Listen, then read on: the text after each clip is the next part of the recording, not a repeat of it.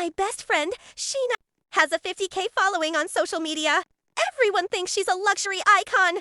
But if they saw the back of her closet, they'd realize she's just a thief. It started small. A borrowed headband, a pair of earrings, then it became my designer bags. My limited edition sneakers, and even my mom's vintage silk dresses. She'd come over, borrow an outfit for a quick photo, and then I wouldn't see it for a month. When I'd ask for it back, she'd say, "Don't be so obsessed with material things. Ilara, it's just clothes." But last night, I saw her go live. She was sitting in her room, which was filled with my furniture that she borrowed for a vlog. Someone asked how she was so rich. She laughed and said, "Honestly, it's about aesthetic. I just feel bad for people like my friend Ilara. She has no style, so I usually just give her my hand-me so she doesn't look homeless. Hand-me. I was literally wearing a sweatshirt with a hole in it. Because she had my last 3 good outfits in her trunk, I looked at my vanity. She had forgotten her main event dress for the influencer gala tomorrow night. It was a $2,000 gown I bought with my birthday money. She thinks she's going to wear it and become the face of the year. But she forgot one thing. I'm a fashion student, and I know exactly how to make a seam look perfect. Until you move. Tomorrow, Sheena is going to have the most revealing night of her life. The night of the influencer gala arrived.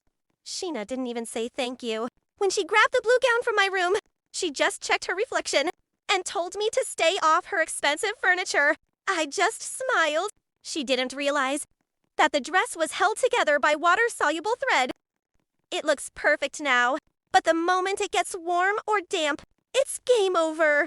I tuned into the gala's official livestream. Sheena was glowing.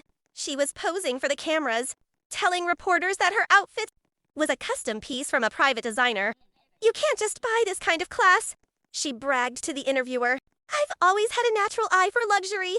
That was my cue. I hit post on my pre-made video. It was a side-by, her homeless comment from the live stream on one side, and my original $2,000 receipt on the other. Within minutes, #SheenaThief was trending #1. On the red carpet, Sheena's phone started blowing up with hate comments. She panicked. Between her sweat and the camera lights, the magic thread started to dissolve. As she tried to run from the reporters, the left sleeve simply vanished. The side seam ripped wide open. Sheena wasn't an icon anymore. She was a headline.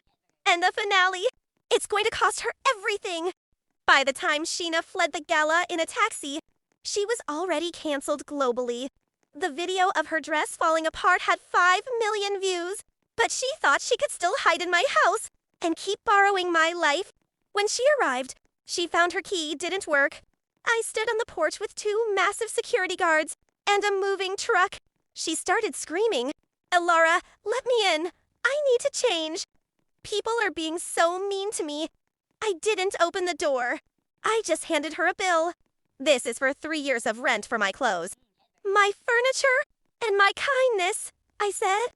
"And since you called me homeless, I thought you wouldn't mind if I took my hand-me-downs back." The movers started carrying out the designer bed, the vanity, and the ring lights Sheena used for her videos. She watched her aesthetic life get packed into a truck in 15 minutes.